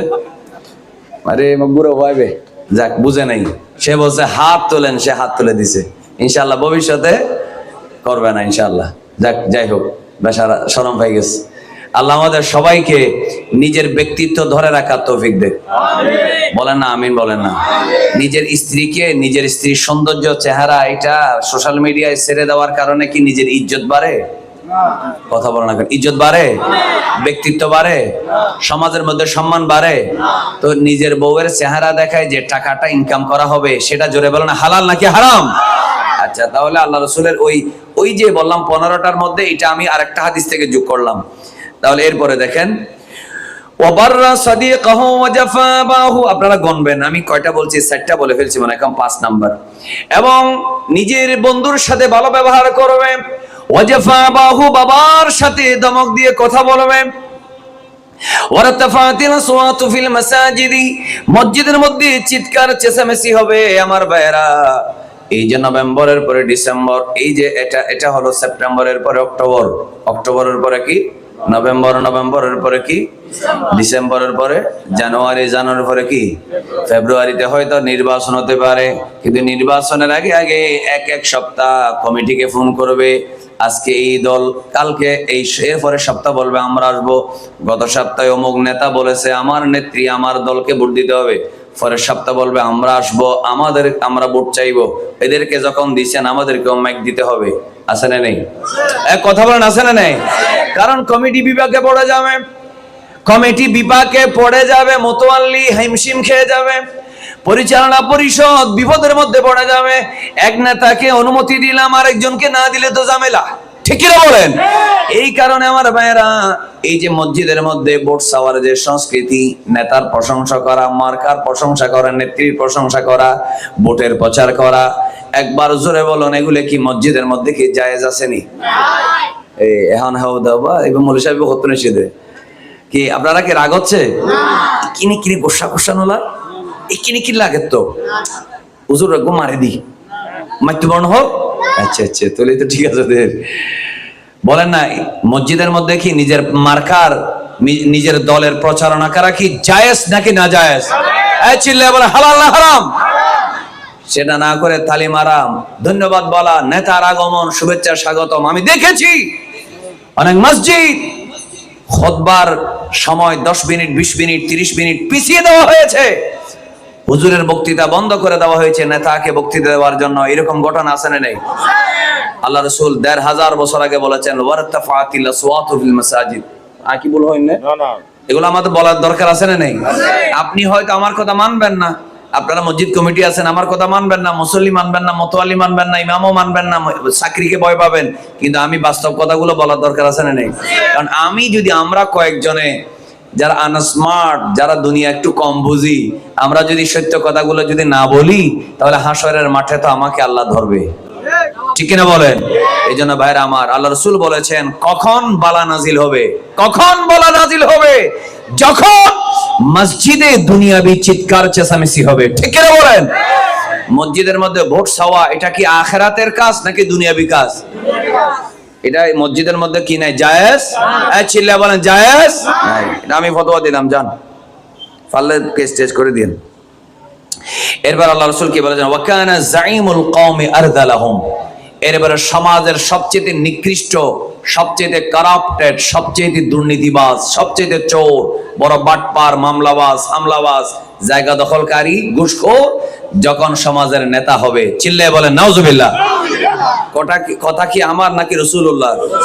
বলেন না সাল্লাল্লাহু আলাইহি ওয়াসাল্লাম। দেখেন কেমনে কেমনে মিলে যায়, আমার নবীর কথা কেমনে মিলে যায়। কেন মিলে যায়? আপনাদের আশ্চর্য লাগে না? কেন মিলে যায়? কারণ আমার নবী তো ডাইরেক্ট আল্লাহর কাছ থেকে এসেছে এই উম্মতকে সোজা রাস্তাটা, বেহেশতে যাওয়ার রাস্তাটা ক্লিয়ার করে দেওয়ার জন্য। ইসলাম এটা তো অন্যান্য ধর্মের মতো গতানুগতিক কিছু আচার অনুষ্ঠানের নাম না। ইসলাম এটা তো কমপ্লিট কোড অফ লাইফ। আপনার জীবনের সমস্ত কিছুর সমাধান ইসলামে আছে। কি কি করলে সমাজ সুন্দর থাকবে, কি কাজ করলে সমাজ নষ্ট হয়ে যাবে, সব সমাধান আওয়াজ করে বলেন ইসলাম ধর্মে আছে না নাই? আর আমার আল্লাহর কাছে আছে না নাই? সবাই বলেন কোরআনে আছে, আমার নবীর কাছে আছে। বলেন না মুহাম্মাদুর রাসূলুল্লাহ সাল্লাল্লাহু আলাইহি ওয়াসাল্লাম, তিনি হচ্ছেন রাহমাতুল লিল আলামিন। আমরা কি করলে ভালো থাকবো সেটা আমার নবী জানে না, সেজন্য আমার নবীজি বলে দিয়েছেন। এরপরে রাসূল কারীম সাল্লাল্লাহু আলাইহি ওয়াসাল্লাম বলেন, শুধু তা নয়, সমাজের নিকৃষ্ট ব্যক্তি হবে নেতা। ওয়া উকরিমার রাজুলু মুখাফাতা শাররিহি, মাইরের ভয়ে, মানগাতের ভয়ে মানুষ মানুষকে সম্মান করবে। জ্ঞানের কারণে নয়, জ্ঞানের কারণে নয়, তাকওয়ার কারণে নয়, ভালো মানুষ হওয়ার কারণে নয়, আলেম হওয়ার কারণে নয়, ধনী হওয়ার কারণে, কি বলে যে আপনি এই মানুষটা দানশীল হওয়ার কারণে নয়, পরোপকারী হওয়ার কারণে নয়, শিক্ষাবিদ হওয়ার কারণে নয়, ওই মানুষটাকে মানুষ ভয় করবে। মাখাফাতা শাররিহি, শুধু মাইরের ডরে মানুষ সন্ত্রাসের ভয়ে মানুষ মানুষকে সম্মান করবে। আওয়াজ করে বলুন, এই ধরনের অভ্যাস বর্তমানে আছে না নেই? এরপরে আল্লাহ রাসূল সাল্লাল্লাহু আলাইহি ওয়াসাল্লাম বললেন, ওয়াশুরিবাতিল খমর, বেশি বেশি যখন মদ পান করা হবে। এরপরে বলা হলো ওয়ালুবিসাল হারির, যখন পুরুষে যখন রেশমি কাপড় পরবে, সিল্কের কাপড় পরবে। ওয়াত্তুখিজাতিল কায়নাত, যখন গায়িকা এবং নায়িকা নর্তকী বাড়া করা হবে। ওয়াল মাআজিফ, এবং কনসার্টের আয়োজন করা হবে। নাউজুবিল্লাহ বলেন। আমার ভাইরা, 24 আর 25 বেশ কম কি হলো? আমি একটা কথা বলি, এটা রাজনীতির দিকে নেবেন না, শুধু ধর্মীয় ভাবে নেবেন। ধর্মীয় ভাবে কি কোনো অসুবিধা আছে? বেশ কমটা কি হলো? ওই যে 24 সালে যে পতিতালয় সবগুলো আছে, সবাই জোরে বলেন আছে না নেই? মদের আড্ডা গুলো আছে না নেই? কথা বলেন আছে না নেই? ওই 24 সালের যে সমস্ত চোর ডাকাত, যদিও ব্যক্তি পরিবর্তন হয়েছে, চোর ডাকাত আছে না নেই? সুদখোর আছে, ঘুষখোর আছে। কথা বলে না কেন, আছে না নেই? সুদখোর আছে, ঘুষখোর আছে, পতিতালয় আছে, মদের আড্ডা আছে, হোটেলের মধ্যে অনৈতিক কর্মকাণ্ড আছে, খুন আছে, ডাকাতি আছে, চুরি আছে। চিল্লায় বলেন আছে না নেই? সুদের কারবার আছে, সমস্ত কিছু আছে। কোনো কিছুতে একটা ঢিল কেউ মারলো না। সামান্য ক্ষমতার ছায়া পাওয়ার আগে যারা মাজারে হামলা করলো, সবাই জোরে বলেন, এরা কোনোদিন মুসলমানের বাচ্চা হতে পারে? বলে না, মুসলমানের বাচ্চা হতে পারে না। এরা কি দেশের সুনাগরিক না কুনাগরিক? এগুলা কি শান্তিকামী নাকি জঙ্গিবাদী? চিল্লায় বলে না কেন? এগুলা কি শান্তিকামী নাকি জঙ্গিবাদী? আরে বাবা, সোশ্যাল মিডিয়ায় যে অশ্লীলতা ছিল, কিছু তো বন্ধ হয় নাই। ক্ষমতা যদি তোমাদের হাতে থাকে, র‍্যাব, পুলিশ, আর্মি যদি তোমাদের হাতে থাকে, প্রশাসন যদি তোমাদের হাতে থাকে, এগুলাকে ব্যবহার করে কিছু ঘুষ দুর্নীতি কমাও। সরকারি অফিস আদালতে কোথাও কোনো ঘুষ দুর্নীতি কমে নাই, কোন সংস্কার হয় নাই, কোথাও জেনা ব্যভিচার কমে নাই, কোথাও অশ্লীলতা কমে নাই, শর্ট কাপড় পরে মেয়েরা অশ্লীল ভঙ্গিতে চলাফেরা করা কমে নাই, কোন সিনেমা হল বন্ধ হয় নাই, কোন কনসার্ট বন্ধ হয় নাই, কোন নায়িকার নর্তকী বন্ধ হয় নাই, কোন নাটক বন্ধ হয় নাই, কোন অশ্লীলতা বন্ধ হয় নাই, অশ্লীল কন্টেন্ট বানিয়ে মিডিয়ায় আপলোড করা বন্ধ হয় নাই। শুধু প্রথমে সামান্য ক্ষমতার ছায়া পেয়ে যারা আল্লাহর ওলিরা মাজারে সন্ত্রাস চালায়, আওয়াজ করে বলেন, এরা কোনোদিন মদিনার ইসলামে বিশ্বাসী হতে পারে? এরা নজদের ইসলামে বিশ্বাসী। বলেন কিসের ইসলামে বিশ্বাসী? নাজদি। আরেকবার বলেন কি? এরা মদিনার ইসলামে বিশ্বাসী নয়। এদেরকে বলা হয় জঙ্গি, এদেরকে বলা হয় টেরোরিস্ট, এদেরকে বলা হয় সন্ত্রাসবাদী, এদেরকে বলা হয় জঙ্গিবাদী। আওয়াজ করে বলেন, আপনি যেহেতু জেনা বন্ধ করতে পারেন নাই, আপনি সোশ্যাল মিডিয়ায় অশ্লীল কন্টেন্ট বন্ধ করতে পারেন নাই, আপনি কায়নাত মানে হচ্ছে কফ ইয়া নুন আলিফ তা, নর্তকী, গায়িকা, বেশ্যা মহিলা বাড়া করে সমাজকে নষ্ট করা বন্ধ করতে পারেন নাই। এটা আমার নবী হাদিসে বলেছে। ওয়াল মাআজিফ, কনসার্ট বন্ধ করতে পারেন নাই। সেই সমাজে আল্লাহর ওলিরা যাদের কারণে আমাদের বাপ দাদা 14 বরস মুসলমান হয়েছে, তাদের মাজারে মব সৃষ্টি করে তাদের দরবারের গরু ছাগল চুরি করা, আওয়াজ করে বলেন, এটা কোনোদিন ইসলাম সমর্থন করতে পারে না। এমন ইসলাম বাংলাদেশের সাধারণ মানুষ মেনে নেবে না। এক কথা বলে না, মেনে নেবে? কারণ বাংলাদেশের মানুষ আন্দোলন করে, সংগ্রাম করে, সরকার পাল্টায়। যখনই পাল্টাক, এটা 10 বছর আগে, 15 বছর আগে হোক, এখন হোক, যখনই দেশের মানুষ আন্দোলন করে সরকার পাল্টায়, মাজারে হামলা করার জন্য পাল্টায় না, চোর ডাকাত বিদায় করার জন্য পাল্টায়। ঠিক কিনা বলেন না? জেনা ব্যভিচার বিদায় করার জন্য পাল্টায়, দেশের সম্পদ যেন বিদেশে পাচার না হয় সেজন্য পাল্টায়, এখানে যেন জেনা ব্যভিচার না হয় সেজন্য পাল্টায়, পতিতালয় যেন বন্ধ হয় সেজন্য সরকার পাল্টায়। ঠিক কিনা বলেন?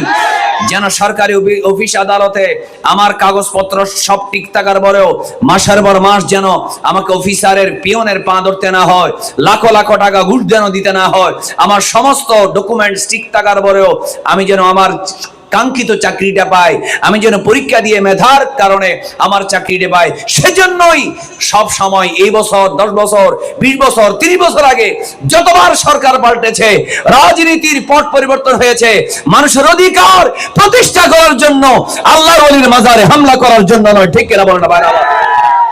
আল্লাহর ওলির মাজার থেকে কি কোনো অপরাধ হয় নাকি? 2-4 জন পাগল ছাগল মানুষ, আওলা জাওলা মানুষ ঘোরাফেরা করে, এদেরকে মারার জন্য কি মশা মারতে কি কামান লাগে নাকি? কথা বলে নাকি কামান লাগে? তো এদেরকে যদি এরা ফকির জাতীয় মানুষ হয়, এদেরকে ছেড়ে দাও, স্বাধীনতা দাও, তারা যাই করুক। যদি সমাজে কোনো অপরাধ করে তাদের জন্য আইন আদালত আছে না নেই? যারা আমাদেরকে ইসলাম শিক্ষা দিয়েছে তাদেরকে আপনি আঘাত করবেন, তাদের মাজারে হামলা করবেন, এই অধিকার আপনাকে কে দিয়েছে? এই অধিকার কোন রাষ্ট্রের সংবিধানে আছে? কথা বলে না, আছে? নিজের ছেলে যেই ছেলেটা সিনেমা হল এটা ঠিক করতে পারেন নাই, আর আপনি যাচ্ছেন মাজারে আগুন জ্বালানোর জন্য। নিজের মেয়েকে এখনো পর্দা করাতে পারেন নাই, যাচ্ছেন কবর থেকে লাশ তুলে জ্বালিয়ে দেওয়ার জন্য। নিজে এখনো ফজরের নামাজে জামাতে শরীক করতে পারেন না, আর আসছেন ওই লাশকে তুলে জ্বালিয়ে দেওয়ার জন্য। এটা কোনোদিন ইসলাম সাপোর্ট করে না। কোন মানুষ যদি মারা যায়, সে কার কাছে চলে গেছে? কথা বলে না, কার কাছে? এই জন্য কবরটা হয়তো রাউদাতুম মিন রিয়াদিল জান্নাহ, হয়তো জান্নাতের বাগান, আর না হয় হুফরাতুম মিন হুফারিন নিরান, না হলে জাহান্নামের গর্ত। সুতরাং আপনার যদি এই বিশ্বাস থাকে, সে যদি খারাপ হয়, সেখানে জাহান্নামের আগুন আছে না নেই? এখন নতুন করে আপনার আগুন জ্বালানোর কোনো দরকার, আর আগুন দিয়ে শাস্তি দেওয়ার ক্ষমতা আছে একমাত্র আল্লাহর। আপনি হিন্দু না, হিন্দু ধর্মে এরা ওদের ধর্মে, ওরা ওদের লাশকে সৎকার করে এদের সিস্টেমে, এখানে আমরা বাধা দিতে যাই না। কিন্তু মুসলমান যদি হন, আপনি কোনো মানুষকে আগুনে ফোরাইতে পারবেন না। ঠিক কিনা বলেন? যত বড় অপরাধী হোক, সে যখন মারা গেছে, তার জন্য অপরাধী হলে শাস্তি আছে না নেই? আপনি যখন সীমা লঙ্ঘন করবেন, তাহলে বোঝা গেল আপনি এই দেশে মব সৃষ্টি করে, অশান্তি সৃষ্টি করে, জঙ্গিবাদের একটা ধোঁয়া তুলে এই দেশে আপনি ইহুদি নাসারার বাহিনী, মার্কিন বাহিনী আনার জন্য একটা প্ল্যান করতেছেন। ঠিক কিনা বলেন? এটা বাংলাদেশের মানুষ মেনে নিবে? বলে আপনারা মেনে নেবেন? এখানে আমাদের এখানে নেটো বাহিনী আসুক, এখানে আন্তর্জাতিক মানবাধিকার সংস্থা জাতিসংঘের আসুক, এটাকে আমরা মেনে নেব? কেন মানবো না? কারণ মানবাধিকার কমিশন যদি যেতে হয় জাতিসংঘের, যেতে হবে গাজায়, ফিলিস্তিনে। ঠিক কিনা বলেন? যেতে হবে কোথায়? বার্মায়। বলে না, যেতে হবে কোথায়? বার্মায়। যেতে হবে কাশ্মীরে, যেতে হবে ভারতে, যেখানে হাজার হাজার মসজিদ ভেঙে ফেলা হচ্ছে, মাজার ভেঙে ফেলা হচ্ছে। আশ্চর্য লাগে, ভারতের মধ্যে সন্ত্রাসী মোদি, ভারতের মধ্যে মসজিদ আর মাজার ভাঙে, আর বাংলাদেশে তৌহিদি জনতা মাজার ভাঙে। তাহলে মোদি জনতা আর তৌহিদি জনতার মধ্যে কোনো বেশ কম আছে কি? এগুলা তোমরা কি বুঝো? এরা মনে করেছে বাংলাদেশের মানুষ কিছু বুঝে না, যা বুঝাবে তা বুঝবে না। মানুষ বুঝতে পারতেছে তোমাদের পিছনে ইহুদি নাসারার একটা খাত আছে। ঠিক কিনা বলেন না কেন? আমরা ইহুদি নাসারার ক্ষমতা বাংলাদেশে কোনোদিন মেনে নেব না। আল্লাহ আমাদের সবাইকে বুঝার তৌফিক দেখ, আমিন বলেন। এটা কয় নম্বর বললাম? এখানে তো নাম্বার মনে নাই, আপনারা গণেন নাই। আল্লাহ না না, অনেক চলে কি 5 নম্বর, 6, 7 নম্বর, 8 নম্বর চলতেছে। ওয়াত্তখিজাতিল কায়নাত।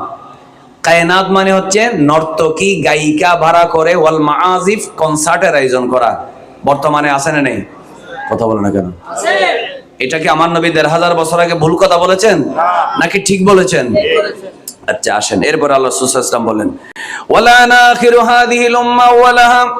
শুধু তা নয়, এই যুগের এই উম্মতের শেষের মানুষগুলা আগের মানুষগুলাকে লানত করবে, গজব দিবে, তাদের বদনাম করবে। লাস্টে যারা আসবে তারা বলবে আগের মানুষরা ভালো ছিল না। এখন যারা অনেক ইসলামিস্ট আছে, যারা 5 ওয়াক্ত নামাজ পড়ে, দাড়িতে টুপি রাখে, হজও করে, নামাজও পড়ে, কিন্তু খাজা বাবাকে গালি দেয়, আছে না নেই? এক কথা বলেন, আছে না নেই? রবিউল সানি মাস চলে যাবে, গৌসে পাকের আলোচনা হবে না। বাংলাদেশে এমন মসজিদও আছে, অথচ বড় পীর মাহবুবে সুবহানী, গৌসে সামাদানি, পীর লাসানি, শেখ মুহিউদ্দিন আব্দুল কাদের জিলানী এক একটা মাহফিলে হাজার হাজার ইহুদি খ্রিস্টানকে কলমা পড়ায় মুসলমান বানিয়েছে। একটু জোরে বলেন না সুবহানাল্লাহ। এজন্য আমার ভাইরা, যারা বর্তমান সময়ে এসে বলে খাজা বাবা ভালো না, আল্লাহর ওলিরা ভালো না, মাজারওয়ালারা ভালো না, আমরাই হলাম ভালো মুসলিম, আমরাই প্র্যাকটিস করি ইসলামকে ভালোভাবে, মাজারওয়ালারা কিছু জানে না, ইসলাম জানে না। আমার ভাইরা, খাজা গরিবে নামাজ যদি বন্ধ হইতো, ওনার দাওয়াতে কি 90 লাখ মানুষ মুসলমান হইতো? কথা বলেন হইতো? তাহলে বোঝা গেল যে এই মানুষটার দাওয়াতে 90 লাখ মানুষ মুসলমান হইলো, ইনি কোনোদিন বন্ধ হতে পারে না। আল্লাহ তাআলা অবশ্যই তাকে ইসলামের হাদি হিসেবে দুনিয়াতে তৈরি করেছেন। একটু মহব্বতের আওয়াজে কি বলা যাবে না মারহাবা? তাহলে আমরা এখানে অনেকগুলো, আমি প্রায় 15টা প্রায় বলে ফেলেছি। এরপরে রাসূল করিম সাল্লাল্লাহু আলাইহি ওয়াসাল্লাম বলেছেন, এই সমস্ত কিছু যখন দেখা যাবে তখন কি হবে? 1 নাম্বার, ফারতাকিব ইনদা যালিকা রিহান হামরা, লাল বাতাস, উষ্ণ বাতাস আছে না নেই? উষ্ণ বাতাস, আগুন। আমরা দেখেছি আমেরিকার মধ্যে দাবানল, দেখেন নাই? কথা বলে না, কি কোন মানুষে আগুন ধরাই দিছে নাকি নিজে নিজে জ্বলতেছে? বাতাসের সাথে আগুন, কিসের সাথে? এগুলাকে বলা হয় দাবানল। এটা ১৫০০ বছর আগে আমার নবী বলেছেন। এই জেনা, বেবিচার, কনসার্ট, নাচ গান এগুলো বেশি হলে আপনার উষ্ণ বাতাস আসবে। এরপর আসবে খাসফা। খাসফা মানে ভূমিধস, আছে না নাই? একটা জিনিস এখনো বাদ আছে, সে হচ্ছে মাসখা। মাসখা মানে চেহারা বিকৃত হয়ে যাওয়া। চেহারা বিকৃত হয়ে মানুষের চেহারা হয়ে যাবে শুকরের মতো, বানরের মতো। ওই একটা এখনো বাকি আছে, তো এই জন্য এখনো সবার গায়ের মধ্যে চর্বি আছে। যদি ওইটাও যদি শুরু হয়ে যায়, কয়েকটা চেহারা যখন বান্দর আর সুর কুপ্ত হয়ে যাবে, তখন সবগুলা লাইনে চলে আসবে। এই ঘটনা হওয়ার আগে আল্লাহ আমাদেরকে সিধা হয়ে যাওয়ার তৌফিক দেখ, আমিন বলেন। তাহলে যে বদখাসলত গুলা থাকলে বলা মুসিবত আসবে, রাসূল বলেছেন এই বদখাসলত গুলা বর্তমান সময়ে সবগুলো আছে না নাই? আল্লাহ তাআলা এই সমাজকে এই বদ চরিত্র থেকে হেফাজত করুক, সবাই জোরে বলেন আমিন। এরপর আসেন আমরা 2 মিনিট করে 4-5টা সাহাবীর আকীদা বলে ফেলবো। আমার নবীর আরেকটা সাহাবীদের আকীদা হলো আমার নবী হাজের ও নাজের। বলেন আমার নবী, সবাই বলতে হবে আমার নবী হাজের। হাজের নাজের মানে কি? হাজের মানে যিনি কবর থেকে বের হয়ে স্পেশাল ক্ষমতায় তিনি মুভ করতে পারেন, সারা পৃথিবীতে যেখানে ইচ্ছা সেখানে যেতে পারেন। সুবহানাল্লাহ বলেন। এই আওয়াজে হয় না, আরো জোরে বলেন। নাজের মানে যিনি দেখতে পারেন। এখন আপনারা বলবেন হুজুর কেমনে পারেন? এবার বলুন, মেরাজে বিশ্বাস আছে? মেরাজ হয়েছিল কোন মাসে? রজব মাসে। আল্লাহ রাসূল মেরাজে আসমানে গিয়েছিলেন। সংক্ষেপ ঘটনা, বিস্তারিত বললে তো সময় নেই। যখন বাইতুল মুকাদ্দাস আমার নবী গেলেন, দেখলেন সমস্ত নবীরা আমার নবীর পিছনে নামাজ পড়ার জন্য দাঁড়িয়ে আছেন। কি নাউজুবিল্লাহ বলবেন নাকি সুবহানাল্লাহ বলবেন? সবাই একবার বলেন। আচ্ছা, ঈসা আলাইহিস সালাম আসমানে ছিলেন, ঠিক আছে, কিন্তু অন্যান্য নবীরা প্রায় সবাই কোথায় ছিলেন? কবরে। কোথায় ছিলেন বলে না? তো ওনারা কবর থেকে কেমনে বের হলেন? এক। দ্বিতীয় কথা হলো, আমার নবী, বুখারী শরীফের হাদিস, যখন প্রথম আসমানে গেলেন, আদম আলাইহিস সালাম আমার নবীকে সালাম দিলেন, বলেন আসসালামু আলাইকা মারহাবান বিন নবিয়্যিস সালিহ ওয়াল ইবনিস সালিহ। মারহাবান বিন নবিয়্যিস সালিহ ওয়াল ইবনিস সালিহ। হে নেককার সন্তান এবং নেককার নবী, আপনাকে অভিনন্দন। সুবহানাল্লাহ বলেন না কেন?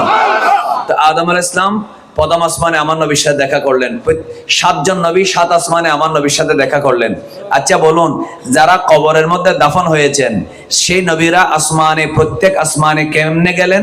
তাহলে বোঝা গেল নবীরা ইন্তেকালের পরে এত বেশি ক্ষমতা বেড়ে যায়, এরা আল্লাহ চাইলে আল্লাহর হুকুমে তারা কবর থেকে বের হইতে পারেন। আমাকে আপনাকে কবর দেওয়া হলে আমার আপনার কবরে আমার নবী মদিনা মুনাওয়ারা থেকে হাজির হওয়ার ক্ষমতা রয়েছে। বলেন এই ক্ষমতা আমার নবীকে কে দিয়েছে? চিল্লায় বলেন, কে দিয়েছেন? আল্লাহ। এবার আসুন, এখন আপনারা মেরাজের পুরা ঘটনাটা শুনবেন, আমার থেকে না, বুখারী শরীফ থেকে। সহিহ বুখারীতে যখন পড়বেন আপনি আশ্চর্য হয়ে যাবেন, কি রে, সব নবীরা তো দাফন হয়ে গেছে আমার নবী আসার আগে। ঈসা আলাইহিস সালাম আসমানে ছিলেন, সেটা বাদ দিলাম, তো এরা কেমনে কবর থেকে বের হলো? যেমনে অন্য নবীরা বের হয় তেমনি আমার নবী বের হয়। আওয়াজটা জোরে দিয়ে বলেন। তেমনি আমার নবী, এই জন্য আমরা কি বলি, গোসল করায়া কাফন পরায়া রাখিবে যখন কবরে শোয়ায়া, লয়েনে গকলে গোলাম বলিয়া ইয়া রাসূলুল্লাহ,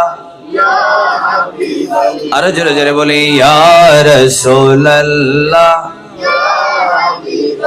আপনারই নূরের ঝলক লাগিয়া কবরের আন্ধার যাবে চলিয়া, দিনে গো দেখা কবরে আসিয়া ইয়া রাসূলুল্লাহ, মোহাম্মদে বলি ইয়া রাসূলুল্লাহ। আসেন এবার আমরা একটা দলিল দেখি। দলিল তো আমি একটা দিয়ে ফেলেছি, নবীর সাহাবীদের বিশ্বাস বুখারী শরীফের সমস্ত মেরাজের হাদিসে আছে, সমস্ত নবীরা কবর থেকে বের হয়ে আমার নবীর সাথে দেখা করতে আসমানে গেছে, বাইতুল মুকাদ্দাসে আসছে। এবার আমরা তিরমিজি শরীফের 3771 নম্বর হাদিস দেখব।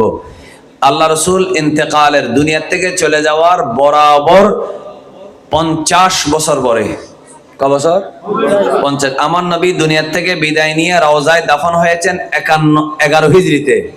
আর ঘটনা হচ্ছে 61 হিজরির মুহররমের 10 তারিখ। বলে না মুহররমের কয় তারিখ? মুহররমের 10 তারিখ 61 হিজরি। এই 10 তারিখে হযরতে উম্মে সালামা রাদিয়াল্লাহু তাআলা আনহা, উম্মে সালামা তিনি কে? তিনি হচ্ছে আমার নবীজির একজন স্ত্রী, যাকে বলা হয় উম্মুল মুমিনিন, সমস্ত ঈমানদারদের মা।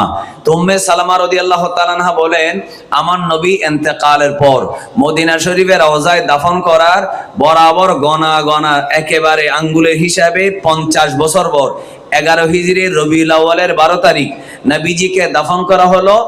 আর 61 হিজরির মুহররমের কয় তারিখ?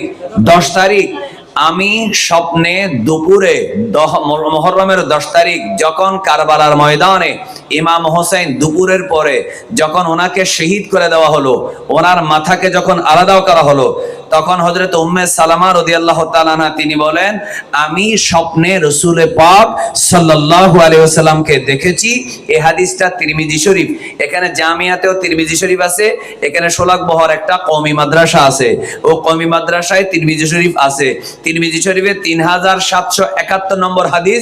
এনাদেরকে দেখতে বলবেন আমার নবী কেমনে আসে কেমনে যায়, রাসূল আসতে পারে কি পারে না, একটু জোরে বলুন আমরা কিতাব থেকে জানতে চাই কি চাই না? জোরে বলেন চাই কি না? রাসূল করিম সাল্লাল্লাহু আলাইহি ওয়াসাল্লামের স্ত্রী বলতেছেন, আমি স্বপ্নে রাসূলকে দেখলাম, দেখার পরে দেখলাম ওয়া আলা রাসিহি ওয়া লিহিয়াতিহি আত-তুরাব, আমার নবীর মাথায় চুলে এবং দাড়ি মোবারকের মধ্যে কি আছে? ধুলাবালি। বলে না কি? ধুলাবালি। ধুলাবালি যখন দেখলাম ফাকুলতু মা লাকা ইয়া রাসূলুল্লাহ, এমন সময় আমি জিজ্ঞেস করলাম, ইয়া রাসূলুল্লাহ আপনার মাথা মোবারকে দাড়ি মোবারকের মধ্যে কেন ধুলাবালি দেখলাম? ইয়া রাসূলুল্লাহ এর আগে যতবার দেখেছি আপনি রাসূল পাক সাল্লাল্লাহু আলাইহি ওয়াসাল্লামকে জান্নাতি পোশাক পরা দেখলাম, আজকে কেন? আজকে 61 হিজরির মুহররমের 10 তারিখ আপনার চেহারা মোবারকে দাড়ি মোবারকে মাথা মোবারকে ধুলাবালি কেন? ক্বালা শাহিদতু কতলাল হুসাইনি আনিফা। এমন সময় আমার নবী বলেন, এ উম্মে সালামা তুমি জানো না আজকে মুহররমের 10 তারিখ, কোভার তুমি আসো মদিনায়, তুমি জানো না আমার নাতি ইমাম হোসেন হলো ইরাকে, আমার নাতি ইমাম হোসেন হলো ইরাকে। ফোরাতের নদীর তীরে একটা জায়গা আছে কারবালা নামক জায়গা, ওই কারবালার ময়দানে 72 বা 82 জন আমার আহলে বাইত, আশিকে আহলে বাইতদেরকে নির্মম ভাবে এজিদ বাহিনীরা শহীদ করে দিল। শহীদ করার পরে আমার নাতির শরীরের উপরে গোরা চালানো হলো, আমার নাতির মাথা মোবারক আলাদা করা হলো। আমার নবী বলেন, শাহিদতু কতলাল হুসাইনি আনিফা। উম্মে সালামা তুমি শোনো, আমি মদিনা মুনাওয়ারার রওজা পাক থেকে আমার নাতিকে আদর করার জন্য, তার মাথা বুকে নেওয়ার জন্য আমি মদিনা থেকে কারবালার ময়দানে উপস্থিত হয়ে গেলাম। একটু মহব্বতে বলেন না সুবহানাল্লাহ। তাহলে আমার নবী বলেছেন শাহিদতু হাদারতু, শাহিদতু মানে হাদারতু, আমি উপস্থিত হয়েছি কোথায়? কাতলাল হুসাইন, ইমাম হোসেন যেখানে শহীদ হয়েছে সেখানে। আনিফা এই কিছুক্ষণ আগে, যার কারণে তুমি আমার শরীরে ধুলাবালি দেখতেছো, আমি হোসেনের শরীর নিয়ে আমি কারবালার ময়দানে আমি গড়াগড়ি দিয়েছি। একটু মহব্বতের আওয়াজে বলেন মারহাবা। বলুন আমার নবী যদি এই কথা বলে থাকেন, আল্লাহ রাসূলের যাওয়ার ক্ষমতা আছে না নেই? আছে। কথা বলেন আছে না নেই? এটা সামান্য একটা কমন সেন্স, কমন একবার একটা বুখারী শরীফের হাদিস থেকে বলি। একবার আকাশের নিচে জমিনের উপরে সবচেয়ে বড় কিতাবের নাম হচ্ছে, হাদিসের নাম বুখারী শরীফ। কোন শরীফ বলেন না? প্রত্যেক ঘরে ঘরে পড়ায়, এখানে কওমি মাদ্রাসা আছে, ওদেরকে বলেন পৃষ্ঠা খুলে পড়তে। বুখারী শরীফের মধ্যে আছে আল্লাহ রাসূল সাল্লাল্লাহু আলাইহি ওয়াসাল্লাম 50 ওয়াক্ত নামাজ নিয়ে আসতেছেন। কয়েকত? 50। কথা বলেন কয়েকত? তো মুসা ইসলাম বলেন কোথায় যান? বলে আমি যাচ্ছি। কি দিছে আল্লাহ? বলে 50 ওয়াক্ত নামাজ। আপনার উম্মত 50 ওয়াক্ত পারবে? পারবে না, আপনি আবার যান। সুবহানাল্লাহ। আচ্ছা মুসা ইসলামের কবর কোথায় ছিল? জমিনে। বলেন না কোথায় ছিল? এখন তিনি আমার নবীর সাথে কথা বলার জন্য কোথায়? আসমানে। মানে কয় নম্বর আসমানে? ষষ্ঠ। বলেন না কয় নম্বর? কেমনে গেলেন? যেমনে আল্লাহ নিলেন সেভাবে গেলেন। সুবহানাল্লাহ বলেন। না ভাই আরো জোরে হন। যেতে পারে? বলনা পারে? আপনার বুখারী শরীফের হাদিস অস্বীকার করার মতো পৃথিবীর কোন মৌলবী, কোন বাপের বেটা, কোন মায়ের ছেলে আছে? আচ্ছা মুসা ইসলাম বলেন আপনি কোথায় যাচ্ছেন? বলে আমি দুনিয়া যাচ্ছি। কি জন্য? আল্লাহ আমাকে 50 রাখতে, আপনার উম্মত পারবে না, আবার যান। তো গেছে, যাওয়ার পরে আল্লাহ আমার উম্মত পারবে না, কে বলছে? মুসা বলছে। সুবহানাল্লাহ বলে না? তাহলে বোঝা গেল মুসা ইসলামও গায়েব জানে। মুসা ইসলামও কি জানে? গায়েব। তিনি বললেন আপনি যান আবার। আচ্ছা 5 ওয়াক্ত বাদ দিলাম। তা আল্লাহ তো, আল্লাহ চাইলে তো একতরে 45 বাদ দিতে পারতো। আল্লাহ বারবার দেখেন হাবিবকে নিচ্ছে। সুবহানাল্লাহ বলেন না? তো মুসা ইসলাম আবার বলতেছে এখন কত? 45। আপনার উম্মত 45 পারবে না, আপনি আবার যান। আবার 5 ওয়াক্ত বাদ গেছে। এইভাবে 9 বার ফাটাইছে মুসা ইসলামে। সুবহানাল্লাহ বলেন না? আমার নবী গেছে কয়বার? একবার। আর মুসা ইসলাম পাঠাইছে আমার নবীকে কয়বার? 9 বার। বলে না কয়বার? 5 ওয়াক্ত বাদ দিতে দিতে 5 9 45 বাদ আছে কত? কথা বলে কত?